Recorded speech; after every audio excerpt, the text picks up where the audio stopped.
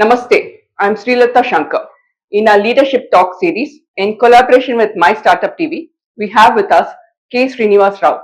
He is better known as Srini. Srini is a good friend of mine for the last few years, and he wears multiple hats. He runs a company called The Strategist. He's a philanthropist, educationist. He wears many other hats as well.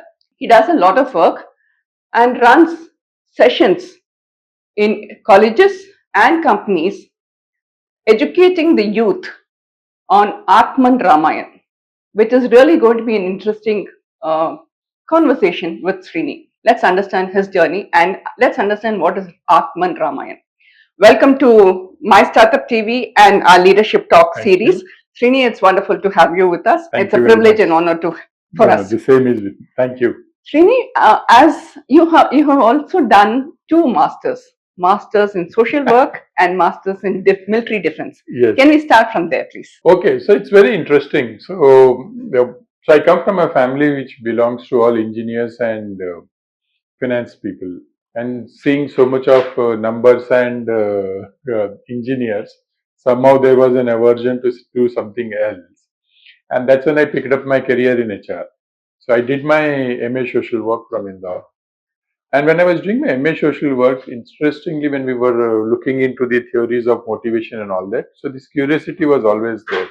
Not for such great amounts of salary, and still be there and dedicate their whole life, vis-a-vis people who get very good salaries in large companies and who are always looking out for something new. In 2 years, 3 years, they jump. So I went and registered for my PhD. So when the registration for PhD conversation started happening, they said, good, you have one master's, which is in people sciences. You don't have anything in the military sciences or defense services. So how would you be able to do justice? So why don't you do a master's there? So that's how it started. I didn't know there was a master's called in military sciences. Oh yes, there are. So at that point of time, there were two courses. One was in Mahu, which is basically abbreviation for Military Headquarters of War near Indore. The second was in Dehradun. Right. And since I was in Indore at that point of time, I went to Mahu and did my master's in military sciences. And I always have been fascinated by the defense forces. In fact, armed forces. I always wanted to join. Parents were not very keen on that, and neither do I was physically fit. I had multiple jaundice attacks and all that. Sure. So that was also another reason. Then I wanted to do intelligence. I wanted to join IB and RAW. So I wanted to do criminology. So unfortunately in TIS I was in waitlist, it didn't move. So I couldn't do criminology. So that thread of line was there. But that's how it happened. And then I enjoyed my master's in military sciences. I still read a lot about defense. So that's how it started. Sure. You run a company called The Strategist. What took you to be an entrepreneur? Okay, that was also another interesting take. So over the years when I looked back, so I was in Satyam at that point of time and doing very well for myself. And so Satyam was my longest tenure as a job. So typically my job tenures have been 2 years, 3 years. In Satyam, it was almost 5 years. And this was a Ramalinga Raju era. Yes. And so I had seen the peak. Right. So when I joined, we were 10, 11,000. We went up to 55,000, and everything that you touch was turning into gold. And that 55,000 employees. Employees. Right? So everything we were touching was turning into gold. With us touching. And being in the corporate, you like the who's who were there and all that. So when we was putting in plans for my work, what to do next and how about it, one of the crisis moments came was when my boss shifted. So Hari was my boss, and Hari shifted from HR to marketing as part of the internal job. Right. And the new gentleman came, was a very nice, sweet person called Krish. But when this transition was happening, somewhere I lost my bearings, and I said, "Ki, what am I doing? Should I be doing something else?" And all those questions were popping up. Then the whole thing came is, ki, if I want to do something else, what would excite me to do? I realized it is not the company, but the boss whom I'm working with is my anchor. And then I traced back, starting from all my career with Videocon, BAN, Computer Associates, Ernst & Young. Everywhere my bosses whom I was very close to, I did some phenomenal work. Right. And where I didn't get bosses who were in line with me, I didn't do much better. And then coincidentally, the whole Satyam crisis happened around. So this happened much after, but when I was going through this churn, so Shifali, my wife said, you can choose the company, but you can't choose the boss. And since Hari had happened just recently, she said, see, look what happened with Hari. Then I said, what job should I pick up where I can choose the boss? Right. And that is when it happened, okay, you can become an entrepreneur so that you can choose the company and the person you would like to work with. So the idea was that now I am able to have the freedom to choose the people whom I would like to work with. Okay. And that was the excitement of being an entrepreneur. I was still contemplating, should I, shouldn't I? And then the whole Satyam fiasco happened. So I thought it was a divine's message to go and jump into entrepreneurship. But when I started being first generation entrepreneur, coming typically from South Indian Brahmin family, where entrepreneurship is not regarded as a happening thing, it wasn't easy. But lucky to my dad, thanks to him, he said, figure it out. If you can't, I think you always have good people to get you jobs. No big deal. And then there is this gentleman we recently lost called Shailesh. So he gave a magic word. He said, if you're getting into it, do it for 1,000 days. If you, after 1,000 days is when you'll do the dipstick to figure it out whether it is making sense or not. So roughly about 3 years. 3 years. So he said, give 3 years time. It will not happen tomorrow. After 3 years, if you don't like it, then come back to the job. Sure. Otherwise, stick to it. And in the second year, things started moving. First year was tough because the recession was there. But second year, things started moving. And so what is Strategist into as in human capital company? So Strategist is basically, if I may say, is a pure management consulting firm, advisory firm, which focuses on people and culture. And we are more towards the OD side of it, if I may say so, OD-OB side of it. And L&D as well. Yeah. So we don't do things like recruitment and comp and ben or shared services, but we do things like leadership, we do things like learning, we do things like culture, engagement, values. We do diagnostic studies. So for diagnostic studies, we in fact have created very specified tools under the brand called HR Magic Can you Box. just elaborate, please? So for example, today, one of the big challenges organizations are facing is something called conversion ratio.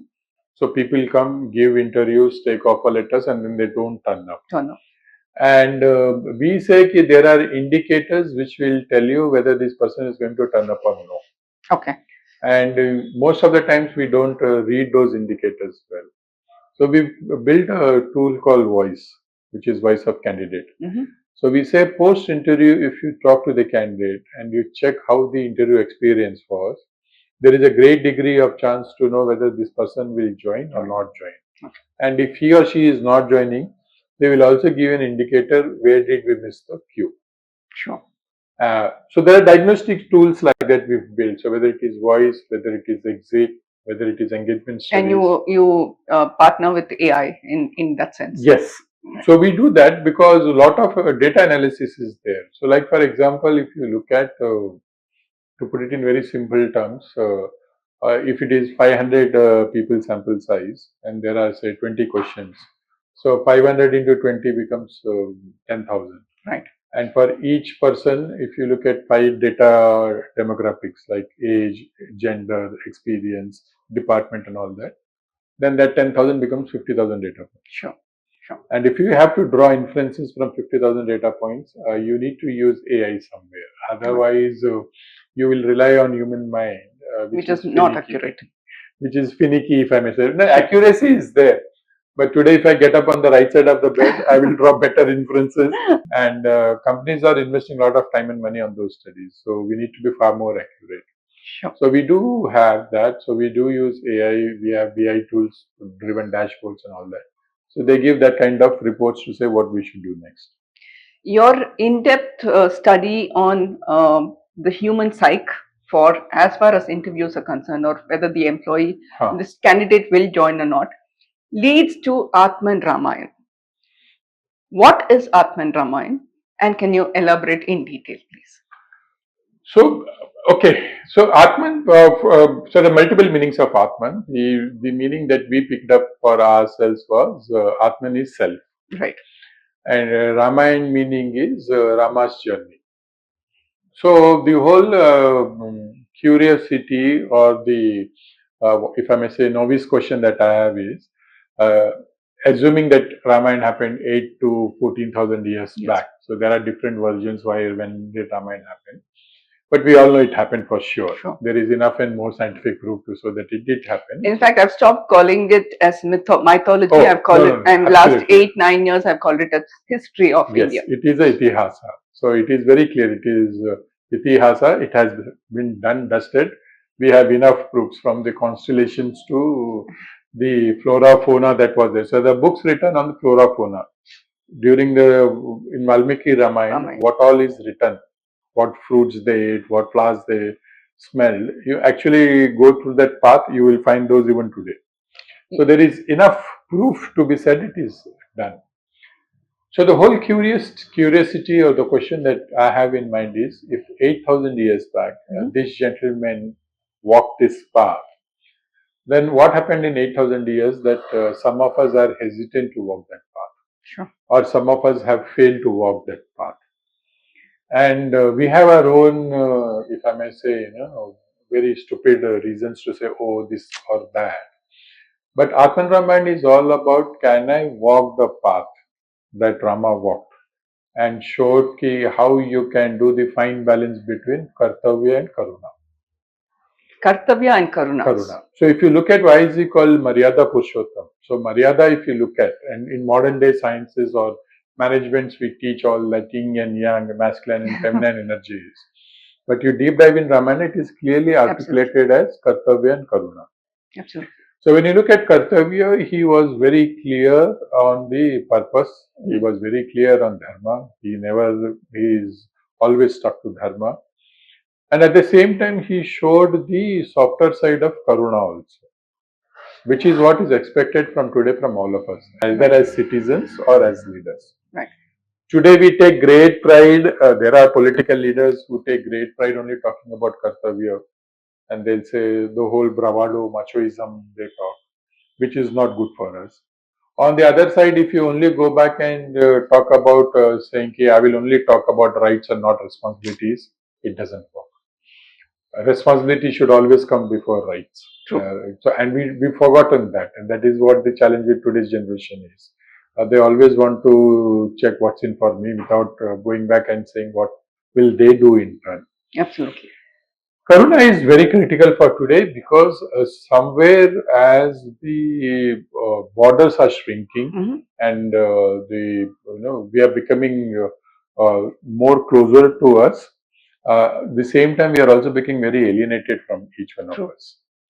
So whether it is the devices that keep us busy, whether it is our introvertness that has heightened, whether it is the whole fabric of nuclear families that has spoiled us. But today we have become kind of detached to each other. Sure. And that Karuna as a fabric is completely missing. So Atman Ramayana is all about trying to go and tell whether as a citizen or as a leader, how do you balance Kartavya and Karuna and come across as more holistic than what you generally do. You rightly explained what is, a leader, what leaders should have, what values or what data points a leader should have so that his team member looks up to him, which is missing. So how do leaders draw inspiration and draw knowledge from Ramayana? So if you look at today, some of the top 2-3 leadership models, whether it's written by Harvard or Stanford or McKinsey, any of these guys, typically 2-3 models are very famous. Things like authentic leadership, level 5 leadership, selflessness leadership. You look at any of these models. The common thing that comes across is the ability of the leader to be authentic. Sure. And who authentic than Rama? True. Right. So you look at Ramayan. So like very simple things I always keep telling leaders is all about. So here was a gentleman who was to be coronated. One night before he's called and said, let go and, move out. And gracefully he decides to do so. So true. He didn't just let go, but he was asked to leave and go away to the jungle. right? And people don't realize he was just 18. True. Right, at 18 today, you see our children, they're still in the laps of mom and pop and all that. Still in their And diapers. here he walks away gracefully and never looks back or never fights for it. And then you look at today's leaders. They get upset if they're not marked in CC of a mail which is being written to the CEO. Why should I let go? Why should I share this credit with somebody? This is my baby and all that. Or also taking away the highlight from some team so member. That is okay. That's the worst side. If I may say, that is the Ravan being the Ravan, where you are never happy with what you have and you always want more. But for me, that is the inspiration. I always say that. Like for example, there is this recent incident that happened. So the balance in the shareholders meeting. So it's a large automobile company here. The shareholders realize that the CEO has said, this year I'm not going to give major hike. I'll keep the salary at the median for all the workers because the company is not doing well. And everybody were happy, saying, okay, sensible, somebody has talked. And when they read the fine print, they realize his salary he is proposing to increase by 300%. One digit. Right? And this gentleman and the company is very respected, and he came as a root shock to all of everybody. How can we do that? So today, if you look at all the things that are happening around us, there is a great degree of contradictions in which we live. Srini, today the leaders across industries, across domains and verticals are not really concerned about teams. They are more concerned about themselves. And somewhere, while they speak volumes about team management and growth vis-a-vis the team, somewhere it's getting lost. Yeah. So, what are your inputs on that? So it is very interesting. So one of the challenges that we see today is, for some reason, the leaders believe that team members, they see them as resources and not as, say, for example, assets. Sure. So when you look at your team member as a resource, the definition of resource means I will use and throw. I don't have to fall in love with it, and I don't have to nurture it. I don't have to grow it. Nothing. So it's like a pen. If I'm using a pen, it gets over. I say throw it off, and then I move on. Whereas originally, if you look at the leaders, and they would see their team members as assets. Sure. As an asset, you are not so casual about it. So, for example, if you have a heirloom gifted by your ancestors, saying this is the ancestral jewelry, we'll not forget it on the drawing room and walk away. True. We'll keep it in lockers, we'll keep it safely, and we'll nurture it, groom it, pass it on to the next generation. So today, one of the challenges is leaders see their team members as resources and not assets. And there is a very interesting parallel in Ramayana about it. So Lakshmana and Vibhishan are very curious and kind of upset with Ram during the war. Because at the end of the day, Ram, whoever has died, is trying to do their last rites. Right. And when he's doing it, he's doing both for his army as well as Ravan's army. Sure. So Ravan army doesn't bother to take back the dead bodies because Ravan's logic is very simple. He says if people in Lanka see so many dead bodies, psychologically they will have a dent, saying we are losing the war. So he says just keep them away, throw them away, don't pick them up. And Rama picks each body and he is doing their last rites also. And Lakshmana and Vibhishan are saying, what is this? They are enemy. Till few hours back, they were trying to kill you. And why are you doing it? And he says, after all, that was when they were alive. Now they are no more alive. So how does it matter who they were? So they expect that kind of dignity. Today in teams, you don't see that dignity. Sure. Today we become so materialistic, so transaction driven. Yeah. That we just go back and say, is my job done? And if my job is done with you, then I'll say probably a thank you and probably maybe invite you for a drink, and after that I don't care who you are, what you are. Whereas in real life, it is much beyond that. And researchers and both experiences have shown that if the bonding between the leader and the team members is greater than the physical contract. So typically in our terms we call it psychological contract. Is there a psychological contract between the leader and the team members? If there is, then they do far well.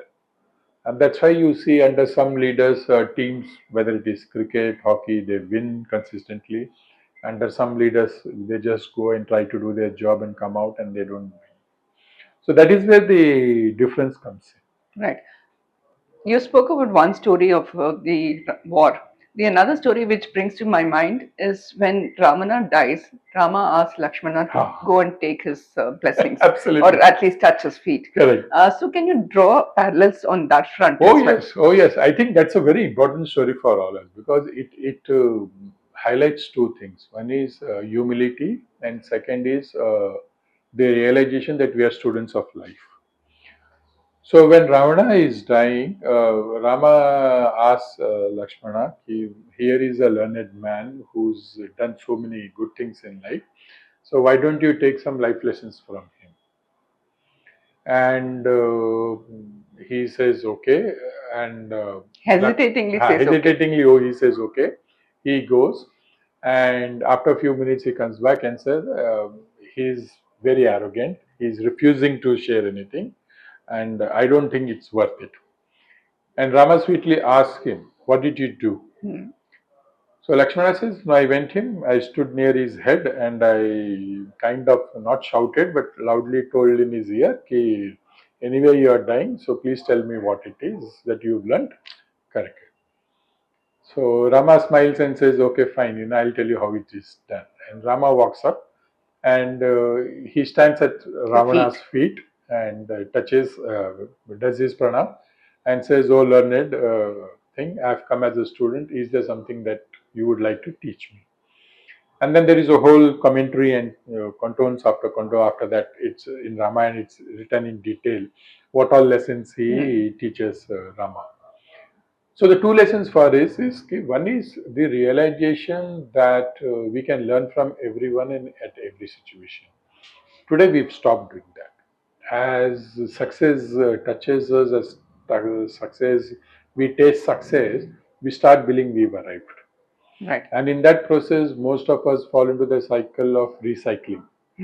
So what we've learned over the past, we are just doing the same and we are not reinventing ourselves. Right. So today we are stuck with that. Right. The second is the humility is not there.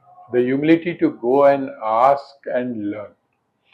Today, one of the unfortunate things, and I keep saying that, why did Saraswati disappear? Right? And I always look for the divine answer in that. The river Saraswati. The river Saraswati. Why did she disappear? And I keep telling because as a country we don't respect our teachers. So true. So if you look at as a country today, we respect every other job, but you look at teachers, hardly they get respected. They're not even paid as much. They're not paid as well. So when you look at the primary school teachers who work in rural India, you will get shocked. True. What kind of state they are in. True. So as a country, we need to start respecting teachers because teachers have a great role in shaping the future. They know what they are doing.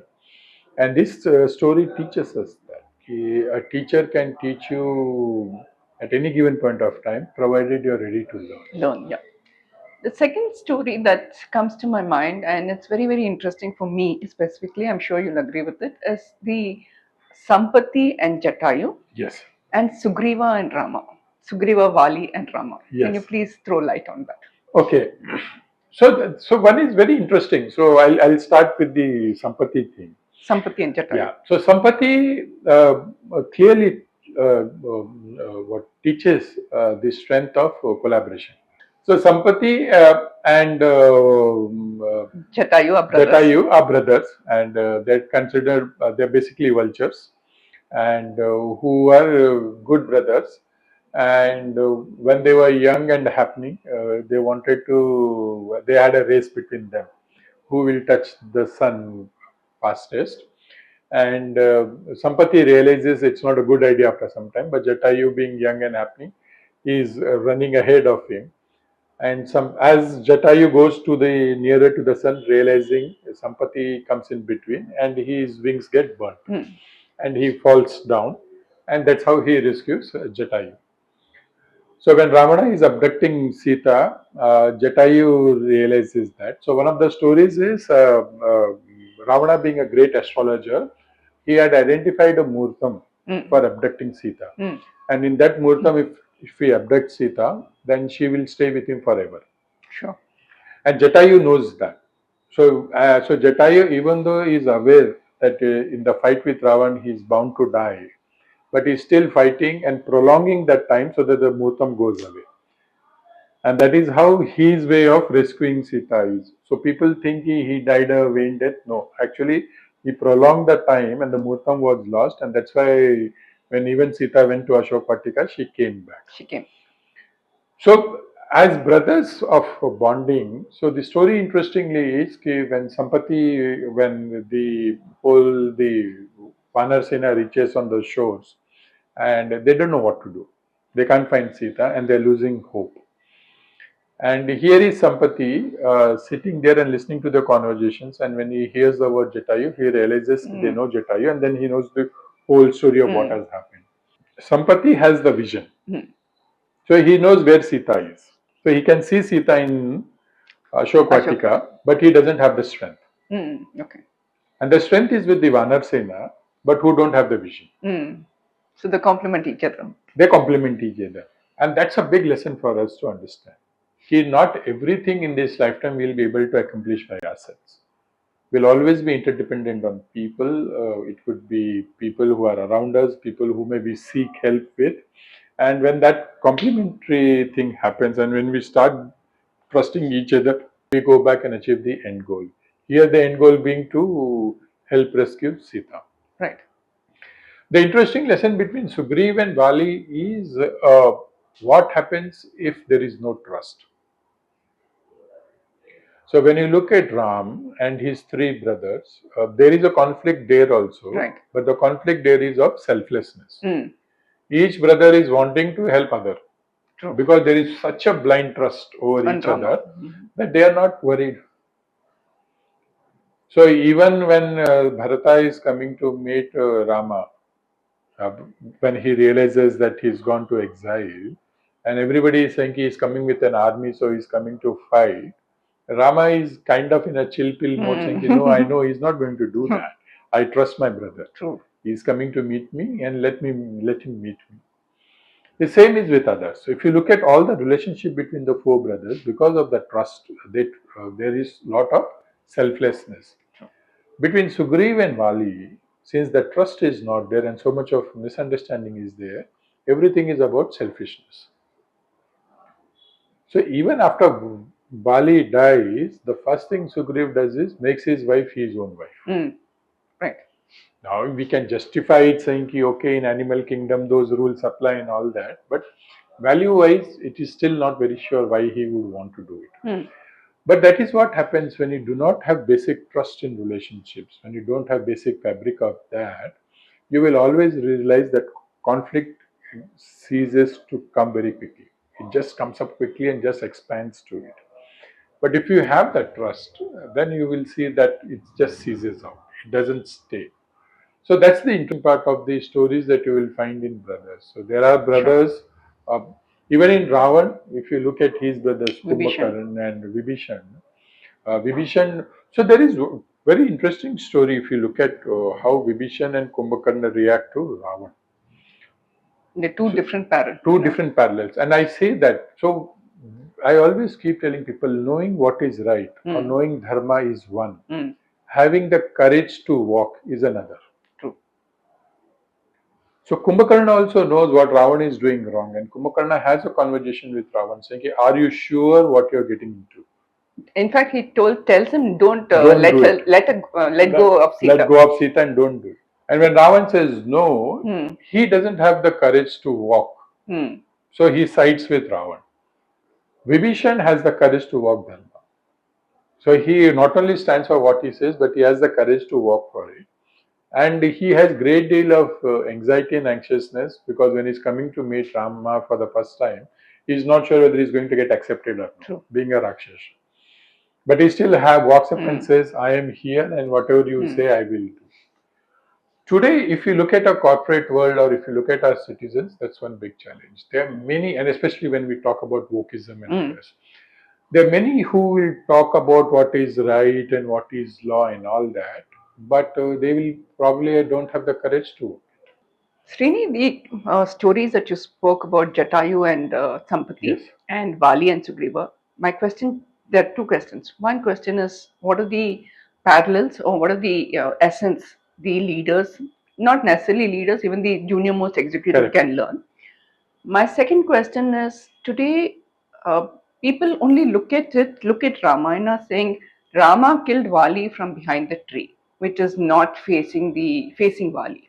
So, what is your takeaway from that? There are multiple commentaries on written. So I'll answer the second question first. So why Rama did what he did, and there are multiple commentaries written. So when you read various versions from Valmiki Ramayana to Kamba Ramayana to Tulsi Ramayana, you get various versions for it. And there are two or three very popular, what we say, reasons that have stuck with people why he did it. Number one was the principle is the law of the jungle rules applied at that point of time because Wali was a Vanar and they were in a jungle, and the law of the jungle permits that you can kill somebody from behind.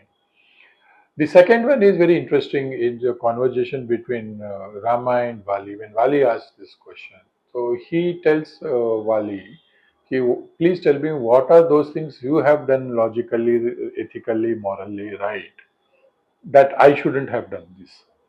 And he doesn't have an answer for that. So he says, I will behave the way you are. So one of the things that they teach in Ramayana is the divine will always amplify what you do. So well said. So there is another interesting story around this. So when they're building the Ram Setu, so the Ram Setu was a small Little kind of a bridge that was built, and everybody was scared, thinking who will go first. So Rama volunteers and says, "Okay, I will be the first one," and he puts his foot. So it's a shaky stone, but he puts his foot. Moment Rama puts his foot, the bridge becomes 100 yojan by 10 yojan, which is like one yojan is around whatever 3.5 kilometers. So it becomes 3.5 kilometers long and 35 kilometers long and 3.5 kilometers wide, and it becomes a solid bridge. So when they cross, so Jamant is seeing this, and Jamant asks, Prabhu, when you had the capacity to do it, why did you make us work for 1 week getting all those and put it? You could have done it. And that is when Rama says, I can only amplify what my followers do. So well said. So you cannot say, I will not do efforts. I will sit at home, let God help, let divine help. It will not happen. The divine can only amplify what we do. So you do 10, then it can become 100. But if you do 0, 0 will only amplify to be another big 0.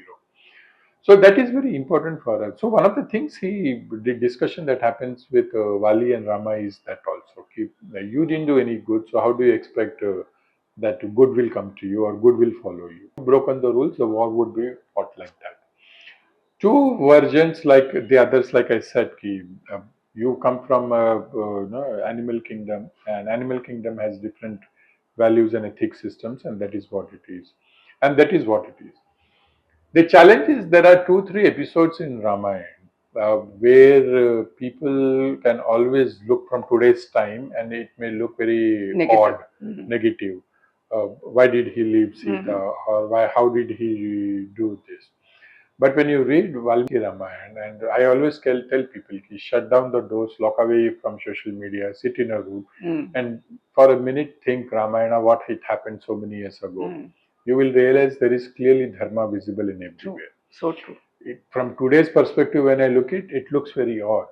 So like other day, me and my wife, we were seeing a movie, which is a very popular movie. And after 15 minutes, we shut down the movie because it was sounding so old, dated. And it was a very popular movie in our times when we were all growing up, but nobody wanted to see it. So when you see it from today's lens, we may not understand it. And then there are others who will always want to look half glass empty. So you can't do anything about that. Right. But the battle is very clearly mentioned why Rama did that.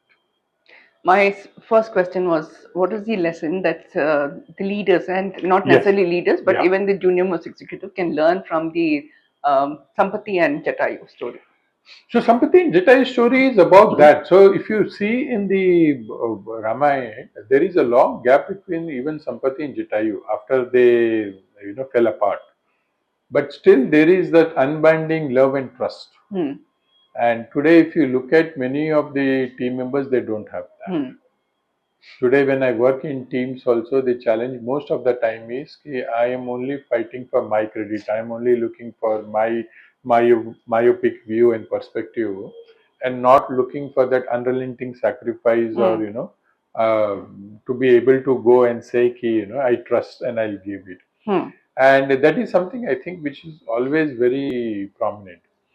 The other interesting thing is ki, Jatayu attains moksha, which is very interesting because Jatayu is a vulture, and in the hierarchy of things as they are, vultures are not considered to be very happening.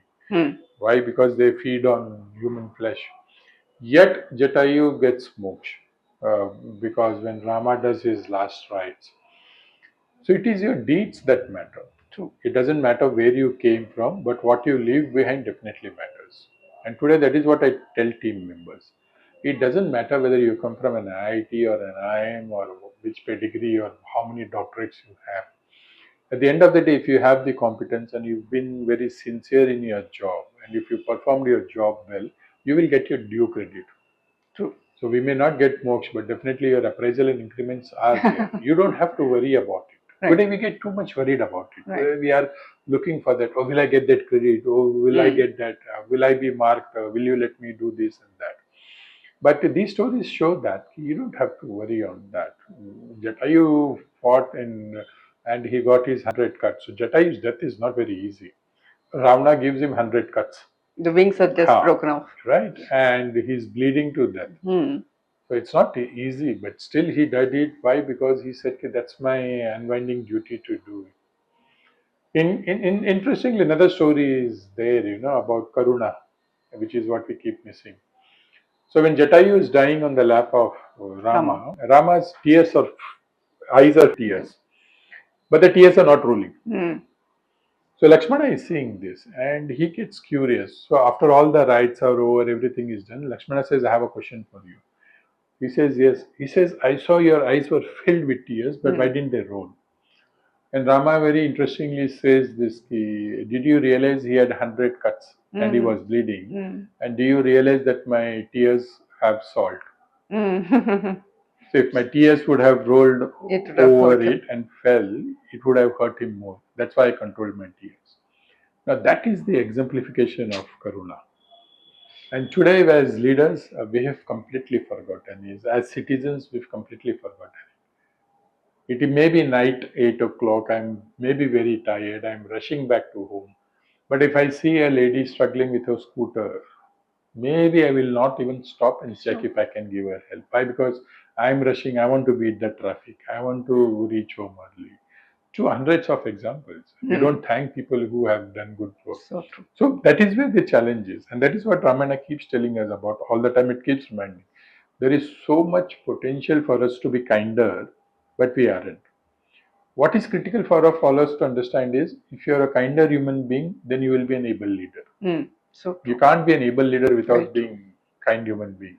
And that is where you marry that Kartavya and Karuna together. Srini, before I move on to the questions on leadership vis-a-vis Ramayan, I have one question which is, it's makes my blood boil. Today, the world is filled, well, not just India, but the world across is filled with wokeism, and they're trying all their best to destroy India, or destroy India in the context of not a strong nation that we have been for the last Correct. at least 10 years, so specifically. Um, there's a lot of wokeism. When you take the story of Bali, people are saying Rama killed him from behind the tree and did not face him as a person of valor. And there's a lot of muck being strewn out from anybody and everybody Yes. saying Ramayana is mythology. What do you have to tell the left and the wokes about India's culture, India's Ramayana and Mahabharata as well. The basic is very simple. Ki today we are on the verge of being one of the most powerful nations. True. So when we got our independence, say 75 years back, nobody thought, people thought we are a very young country, but that was Poor country. poor country. But we may be 75 years young, but we have a 6,000 years plus of legacy. So that legacy nobody thought.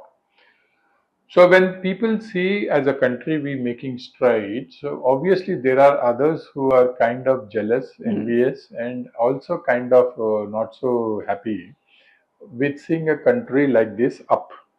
Growing.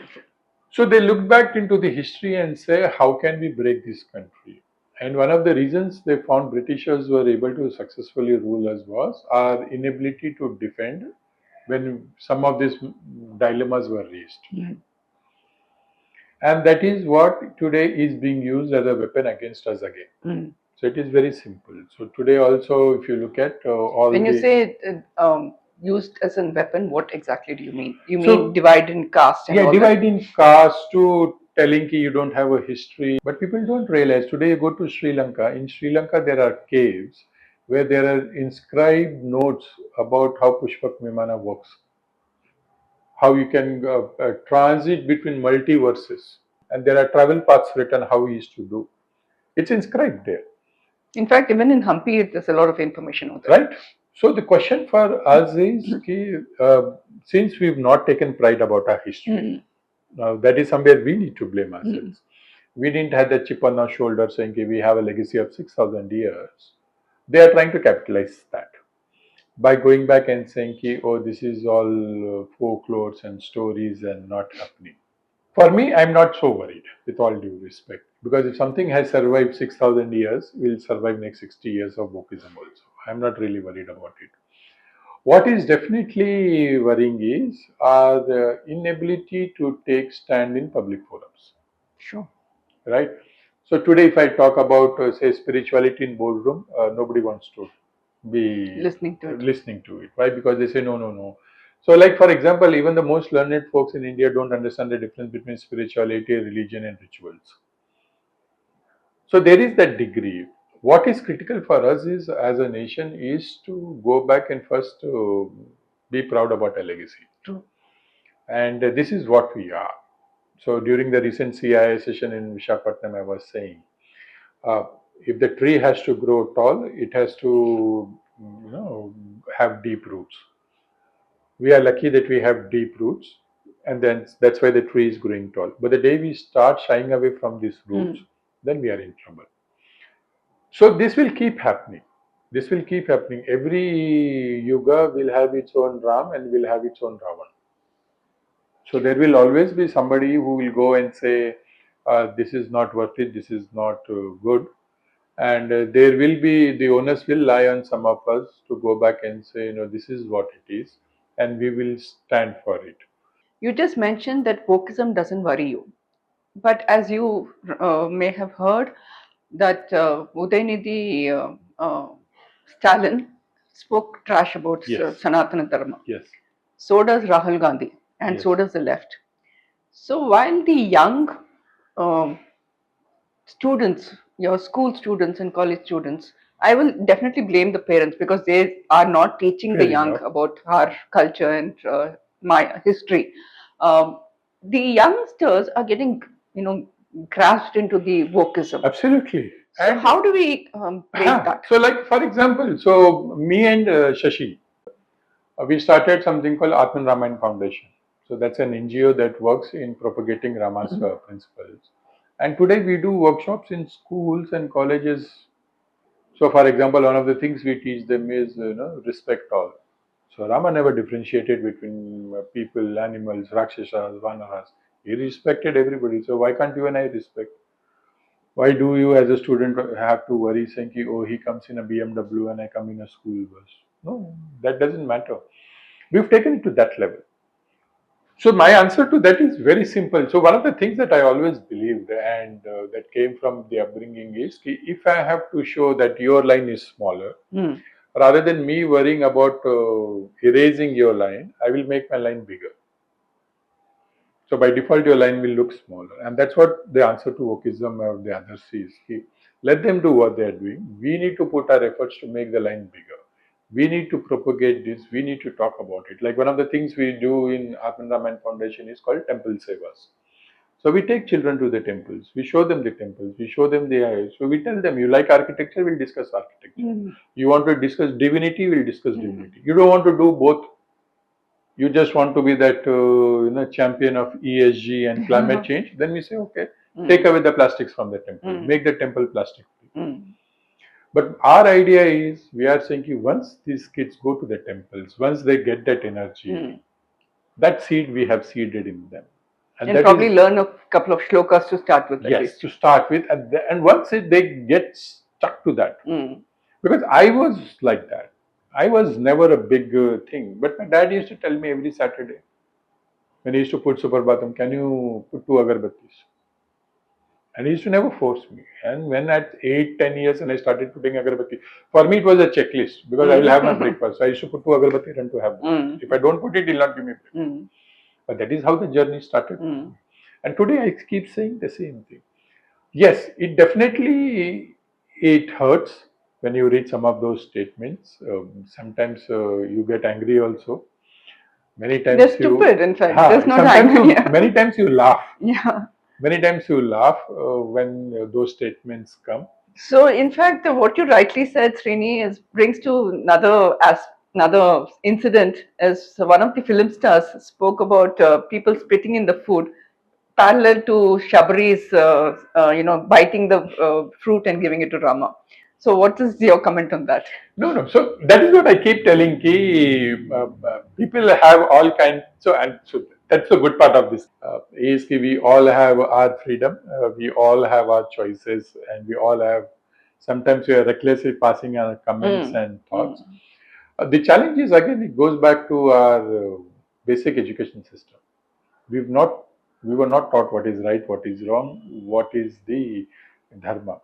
So unfortunately, like if you go to, say, in India, Ramayana is not taught. Very true. But you go to Thailand and other countries, Ramayana is a school subject which is taught. When me and my wife went to Indonesia, and when we were looking at the Ramayana play, we were surprised how in depth it is and what all they talk about it. So for us, the challenge is that we've not taken our past with pride. Somewhere we shy away from that. People, like today when I was wearing this dhoti and coming here, which I generally wear dhoti, but today I went to office also because I had time. So I said, let me wrap up few mails and come. And I started, as in the morning when I started to the office with my office bag, people found it very weird combo. Why is this office bag with dhoti? Because generally Srini wears dhoti, that means he is going to a marriage. I said, no, me not. I say I wear dhotis to offices, I wear dhotis. I just don't wear dhotis to boardrooms because they are not comfortable. So we've won one battle where women, if they wear sari to boardroom, they're okay. I'm hoping that day also will come when men will wear dhoti, they'll be okay in the boardroom. But for me, that is the answer. So coming back to that, people will have all kind of things. I always see that is an opportunity to course correct. Course correct. Very well said. So when somebody says wrong, that means there will be a bunch of people who will be curious to also know what is right. Another question that I have, which is kind of parallel to what you just mentioned, is the Kashmir Pandits being driven away, or the hundreds and hundreds of young Hindu girls being converted. Not necessarily just Hindu girls, but Hindus getting converted. So, what is your comment on that? So again, so I'll say they are all, say if you look at history, so we can look at these incidences from two perspectives. One perspective is you have a lens of last 10, 15 years and get worried about it. Another perspective is of from the anthropology. You look at last 8,000 years, 9,000 years, then this just looks like a blip. And these blips will always be there. These blips will be always be there. One of the things is very interestingly, so Kumar Vishwas, who's a very famous poet, he gives a very interesting line. He says, Ram van gaye to ban gaye. So he says, we would have only known him as the prince of Ayodhya, but wo van gaye to Maryada Purushottam ban gaye. These blips will come to keep testing us. All these blips will come in our lives to test whether are we true to our fundamentals, do we believe in our fundamentals, and will we fight for it.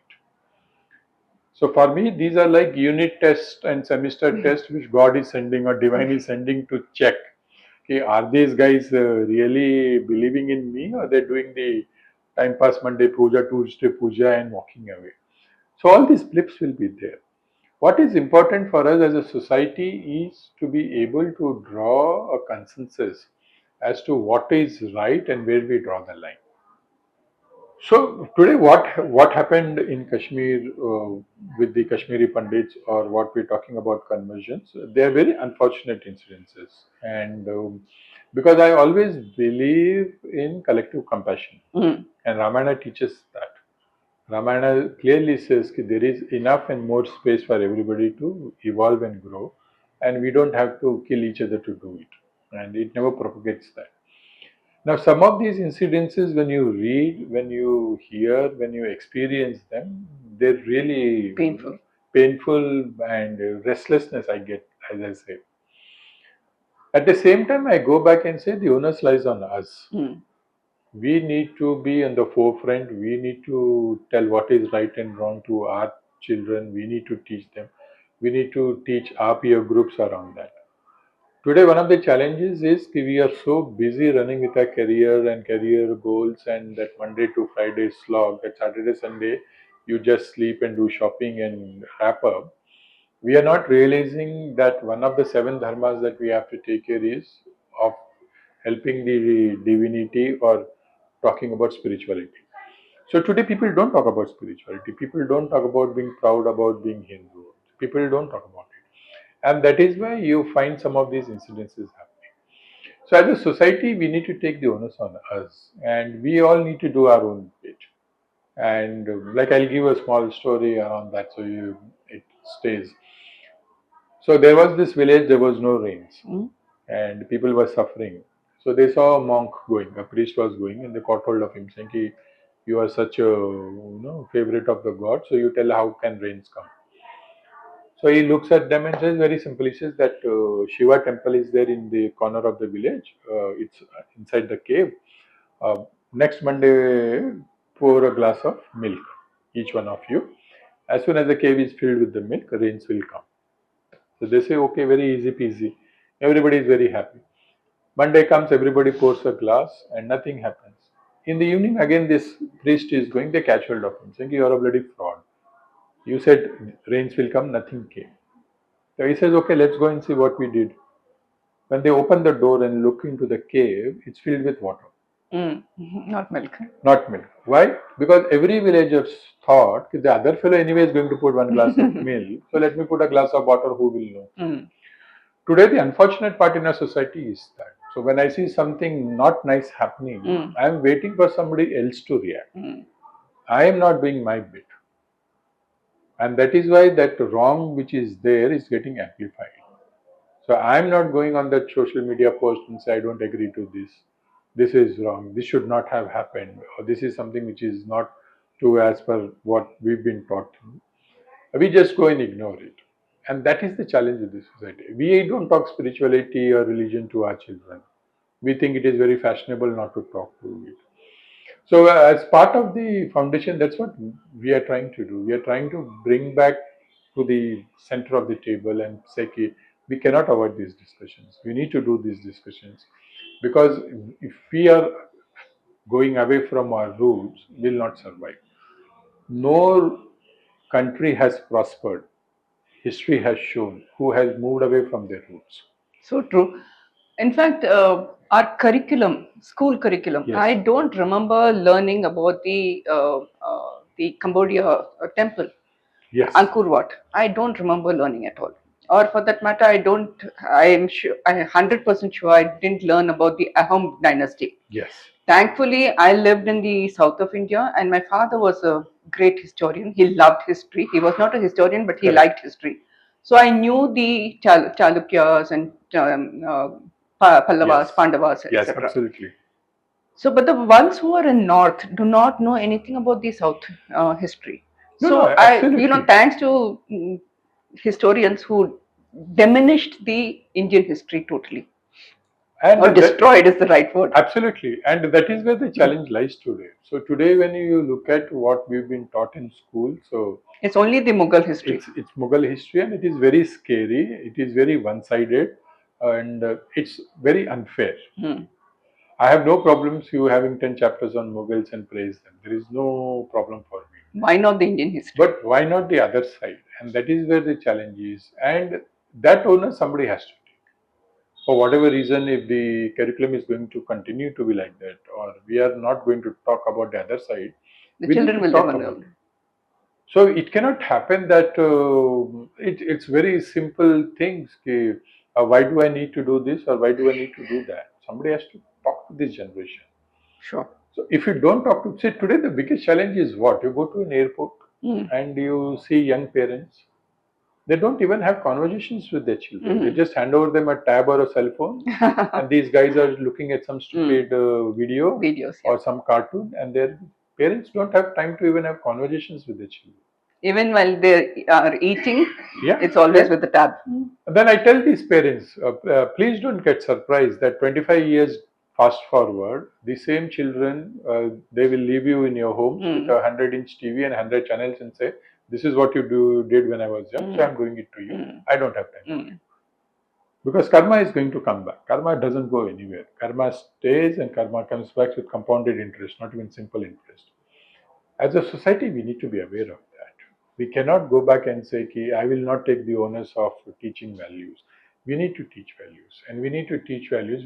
More importantly, we need to teach our sanskaras. Because as a country, we've been very lucky. We've been very lucky that we have a very rich history. Rich, yeah. You go to Europe, you go to US. It's destroyed completely. It's completely destroyed. And they don't have something beyond To fall 500 back years, upon. 1000 years, nothing they have. And we have one. So I'm very confident about that. I don't say we going away anywhere. We are going to be very much here. We are going to grow only here. And the awareness is far more increasing today. Right. If you ask me 5 years, 7 years back, it was much worse than what we have today. So true. Yes. While we have people like you on a national level, Saideep, Sandeep Sanyal, Vikram Sampath, my sister Ananda Shankar from the cultural side, doing our bit or doing your bit, I should say. But there's a lot more to do. Lot more to do. Absolutely. And how do we ensure our children learn about our society, about our culture, about our history, and stay intact?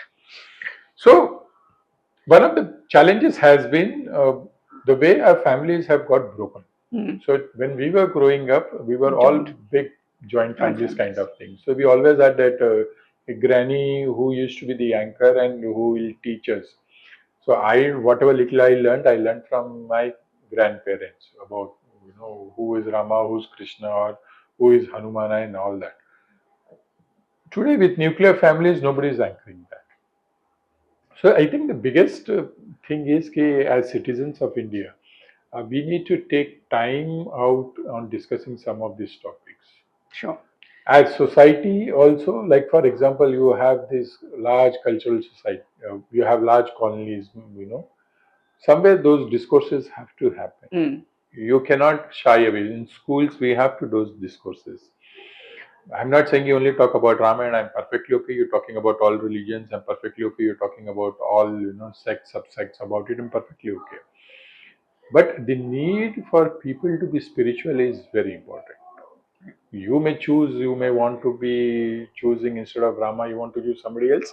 Perfectly okay. But choose somebody. Don't come back and have this demonic mindset saying what is written on social media and some two jokes. Then you also laugh about it. No. Because at the end of the day, we have a duty to fulfill. Right. And we cannot shy away from our dharma. Because our duty is going to define who we are. Like I said with the Jatayu example, uh, how you live matters as much as what you leave behind. So what we leave behind is something which we need to ask for. Right. What you just mentioned, if I need to put it in a nutshell, religion is kind of a backbone for you, and that gives you a direction and path. Absolutely. Because see, there will be dilemmas. There will be setbacks. And whenever you look for that guiding hope, it will only come when you have a strong background, All right. deep rooted either in what you call religion, spirituality, whatever you call it. If that is not there, you will just fall through. Today, when you look at why the number of cases of self harm and mental illness are happening, it is very simple. You look at the people, you look at people who attempted that, and you will clearly see they were not rooted deep in their belief systems. Right. We need to have belief systems because belief systems finally give you hope. The story of Ramayan in parallel with the corporate world. Do you think the morals and ethics are lost with the corporate world? So I won't give a generic statement saying that they are lost, but they've certainly diminished. Because see, there is a basic difference. What does capitalism do? Mhm. Capitalism will always make you feel inadequate. Okay. That is how capitalism works. So if I am tall, then it will remind me, oh, you are not fair enough. If I'm fair, it will tell me you are not tall enough. Something or the other, it will always make me feel inadequate, and it will always make me feel consume more. Now the challenge is that when you are always running after consumption, you forget contribution. You don't contribute, you don't create anything, you're just consuming. And that is the challenge today. So when morals and ethics, why are they going off? Because I'm so busy consuming. And every day in the evening, the television or the social media reminds me. Finally, I somehow. So the beauty is capitalism has successfully put into our head that the route to happiness is success, and success is defined by material obsessions and not by spiritual obsession. So today, that is why I am ready to go that fine print. I am ready to skip that line. I am ready to go and the amount of shortcuts that we are taking today are far higher than what it used to be previously, and that is scary. So today, you will find many managers saying, ki, "Okay, you don't tell me what you are doing, but get it done." Right? And you find it very commonly happening. So that's a trend which is scary because organizations have great impact. Organizations have great impact, whether the what products they do, the way the families are attached to the organization, the customers are attached. And when there is a heartbreak saying this organization was not ethical, many people get shattered. And so there's a very interesting article I wrote some time back saying, along with Shilpi, saying if Lehman Brothers were Lehman sisters, would they still would have collapsed? Because the whole idea of the whole machoism, bravados, male masculinity is so high that we are not doing any wrong, and no what we say feeder for diversity or open ideas will lead us to that. So today organizations are suffering from there, and I hope that very soon we have somebody like a chief values officer role coming in big time. Okay. Somebody who is the custodian of the values Value and system. who takes it very seriously. Because that custodian is required today. Because there is always the temptation for that new young joinee or even the senior most person to take that shortcut because the stakes are very high. Right. Today, the kind of salaries, bonuses people get is immensely tempting to jump that line. Right. Last few questions, Srini. Is happiness a myth? Question one is happiness a myth? And second question is, what are the top challenges leaders across organizations face today? Is happiness a myth? No. Happiness is reality. The challenge for us with happiness is today we have no pact with prosperity. Meaning? Meaning, like for example, how many saris you require in your closet? Right? How many shoes we require in a closet? What kind of a car I require? Because the purpose of a car is to take from destination A to B. A to B, right. Nothing more than that. Right? So today what is happening is when I start, I say, okay, if I get this, I'm very, very happy and I'll stop. And then you continue. And then you continue because that becomes a moving goal. So is goals not important? No, goals are important, but you need to have a definite goal. Right. So there are very interesting articles written in scriptures. The person was very proud that he reached the top of the peak. And when he reached the top of the peak, he realized there is another peak. And so another peak, and then another peak. So there always will be another peak. If you're constantly spending your time and energy running after this, you will never have the peace of enjoying what you've achieved. So happiness is not related to success.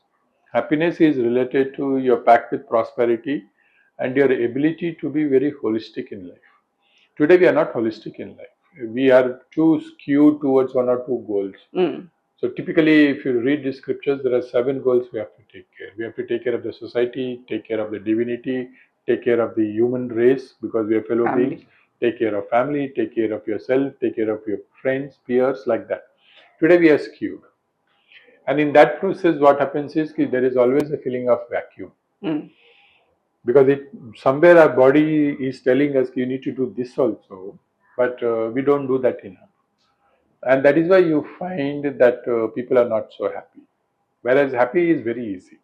Being happy is very It's easy. a state of mind. It's a state of mind. I always keep telling this joke. I ask this in my classroom. How many of you played gully cricket while growing up?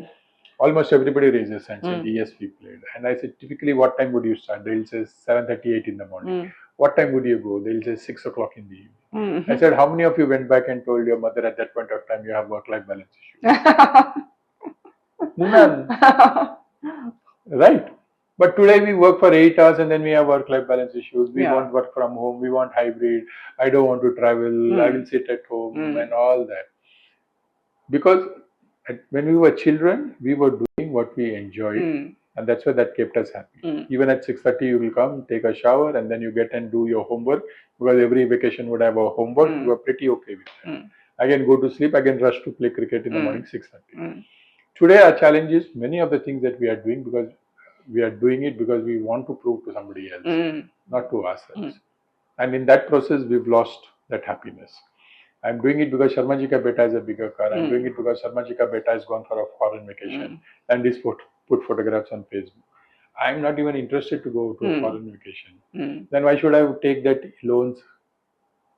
So today you check, interestingly, you will find many of us go to work not because we enjoy it, but because we have to pay EMIs. True.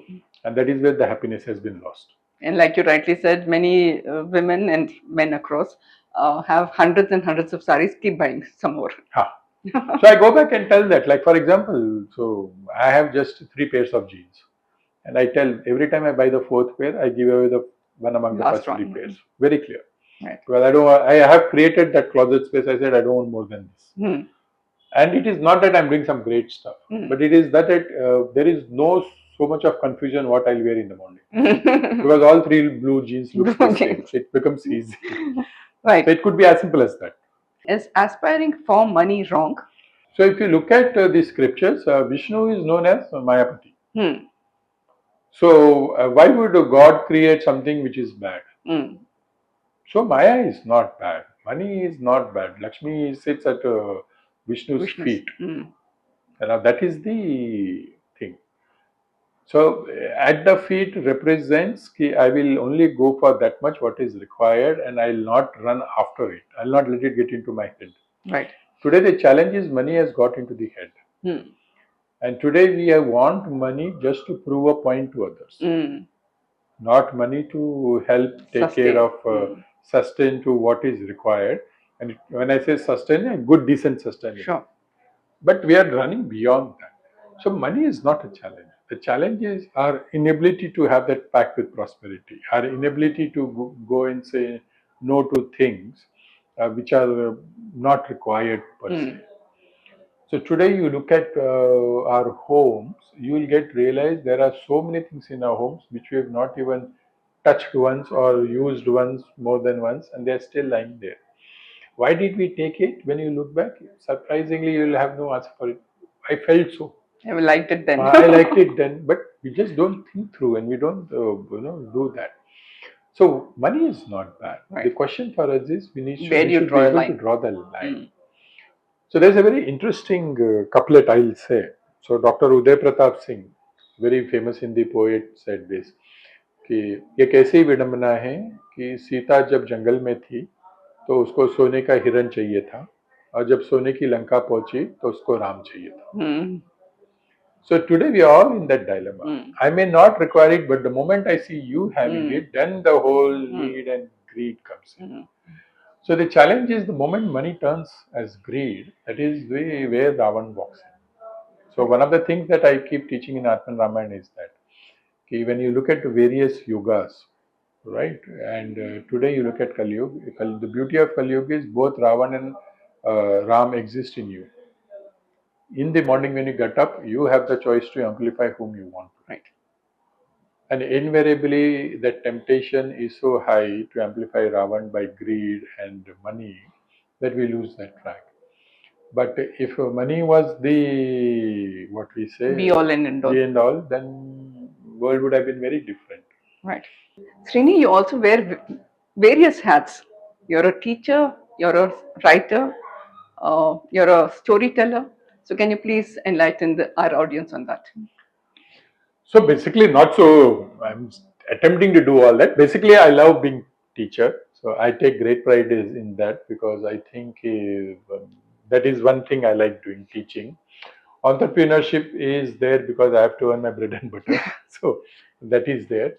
But of late, what is exciting is the ability to make contribution to the society through Food for Thought Foundation. So today we run over 650 libraries across India, touching over 1 lakh students every day by providing access to books. And that is very exciting for me because. So, do you have physical libraries where we can also Absolutely. contribute our books and etc.? Yes, you can contribute books. More importantly, if you can adopt libraries, it will be nice. So, like today. How does one adopt? So you can go to the website foodforthoughtfoundation.org. There you will have the details. So like today we want to build 150 libraries in schools which are across the border. Okay. So there are 150 schools across the border and we want to build libraries there. Pan India. Pan India. So starting from Himalayas, it goes to Ladakh to coming down to Arunachal Pradesh and all that. Now, why libraries? Because I personally believe, and one of the answers previous to your questions was that if you are able to create that awareness at that young age, saying this is the canvas of the world, when they grow up, they'll become ideal citizens. And that can only happen when you provide them multiple books rather than one book and say, this is the book, please read and please do this. They're also well informed. Oh, they're very well informed. So the idea is when you provide them a library, saying this is multiple thoughts, views, this is how the world runs, and take a look at it. So we create physical libraries, and then there are volunteers who go every week and conduct what we call a joy of reading sessions. Okay. So they are the ones who go, they talk about it, they discuss books. And then we do interestingly something called India Reading Olympiad, which is an annual event where across 13 categories we identify winners who are contributing to reading habits in India. And we want to go and thank them, saying because we can only do that much. But if there are others who are doing it, and if you are able to appreciate them, we believe their energy levels will go up.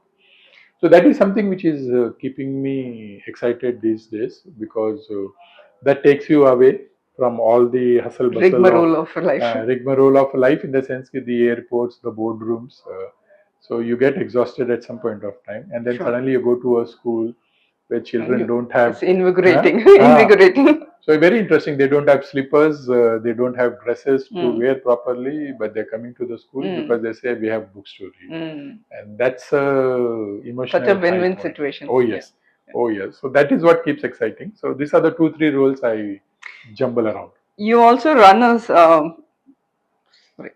You also run a HR tech company, which is HR Magic Box. Yeah. Can you speak about that? So HR Magic Box is basically diagnostic tools that we have created. So one of the things that challenges in India is that most of the tools that the Western world provides doesn't understand India so well. And that is why the many readings that we get are not so appropriate. So we've designed these tools based on great deal of science from HR in terms of, like for example, what is that happens in the first 100 days when I join a company. So the whole angle of assimilation, socialization, how do you capture it and tell whether this person has got completely imbibed into your organization culture or he sees himself as an outsider. So when you're doing this exercise, do you draw inspiration or do you draw what is the essence from the stories of Ramayan as well? In some places, definitely yes.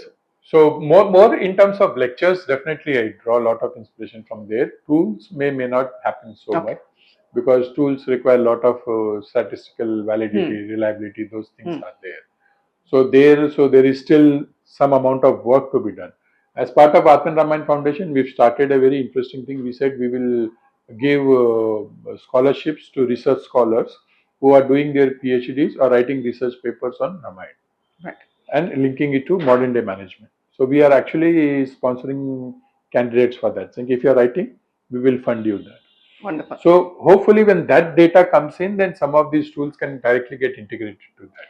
So when you're saying you also sponsor those candidates, what kind of writing do you, let's say I'm wanting to do my PhD or I want to write something, do you sponsor? Yes. So we go back and say ki you either if you want to publish an article in one of the popular journals or you already published an article. And these articles should be on the history of India?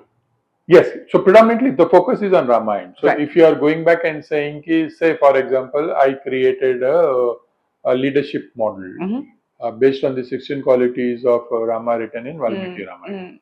And how is it applicable to identifying your future leaders in the organization? Sure. We'll be more than happy to pitch in. Sure. So the idea is ki one of the things that today's challenges is ki many of the people say it's where has it been published? Especially in boardrooms when you have these discussions, the CEO will sweetly say ki where has it published? And if it published in an A-class journal, then show me, then we will take it.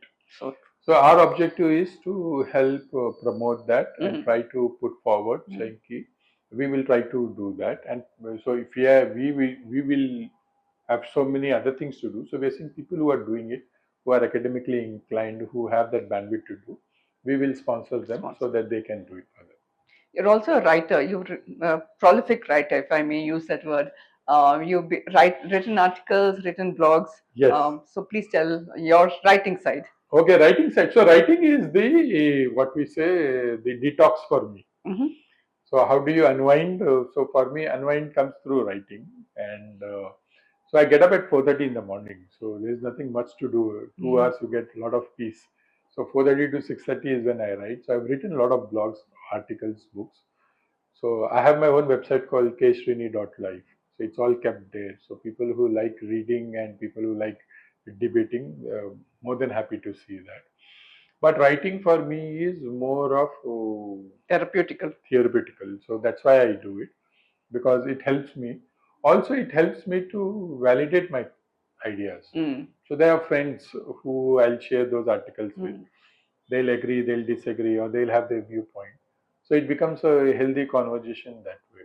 And it's collaborative as well. Absolutely. So writing is there. Now writing has become what we say more serious because my son is a writer. So so we keep sharing what have you written, what have you written, and those kinds of things. So I will log on to your blog and start. So please do. Please do. Would be I don't know happy whether to I'll be hear able your to thoughts. contribute, but at least read your articles as well. You have won many awards. I can endlessly go on about your awards, but if you can just list out the salient awards that you won.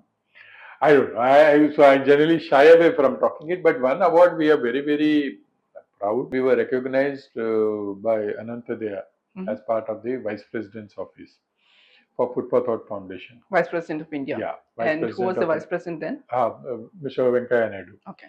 And so they had identified 25 organizations across India which are shaping the future of India. And Food for Thought Foundation was one of that. So that is something which we are extremely, what we say, proud and humbled, because we never thought we are making that a bigger difference, because it started as a pastime and grew into a large foundation thanks to Madhvi and Shifali, who drive it more than I do, and a large team which they have. But to get from the Vice President himself at the Rashtrapati Bhavan and recognizing that we are doing our little bit was a big thing. So that is something which we all cherish. Right. The rest all are kind of excitement for the weekend party, and then we forget. For that particular day, right? But this one we cherish, because this one is really, it's a basically validation of those hundreds of people who volunteer. Right. So I give you examples. Like for example, we have a library in Manipur where the books have to be carried on back of the person for 8 kilometers because there were no roads there. So this gentleman had to do up and down 4 trips. In the third trip, he got curious. He asked the volunteer, saying, "Why am I carrying these books? What are you going to do?" So he explained that we're building up a library and this and that. That gentleman in Manipur waives off 50% of his labor charges. So when the bill came, so originally he had taken approval for whatever XXX thousand rupees, and then bill was half. So my things got curious, thinking, but you had asked for this. He said no, 50% discount he gave because he says you are doing a good cause and he wants to do his one glass of milk, if I may say. When you get those examples, when you see people like that, we should do even more. It then gives back, and then getting recognized by the highest authority in India for that is a special thing. It was wonderful talking to Srinivas, Srini as I call him. We delved into Ramayana, the facets of Ramayana, what we as individuals and leaders can learn from Ramayana, what it teaches us, and what we can teach the next generation, how the next generation can shape their future on the basis of Ramayana on the whole, and the stories of Jatayu, Lakshmana, Bharata. There's so many stories we need to teach our young. We need to start it from our families. As they say, charity starts from home. So we need to do it for our young. Our parents, we as parents today, we should teach our children. It was an extremely interesting talk. I scheduled the talk for about 35 minutes. It's gone beyond the schedule, but it was such an interesting talk. The 13th episode of my Leadership Talk podcast. This has been one of the most interesting podcasts. So thank you, Srini. It was Thank a you so wonderful much. talking to you, and thank you so much for the time and the layers that of Ramayana that you explained very Thank well. you so much. Jai Sri Ram. Jai Sri Ram. To stay informed about the startup ecosystem, subscribe to my Startup TV.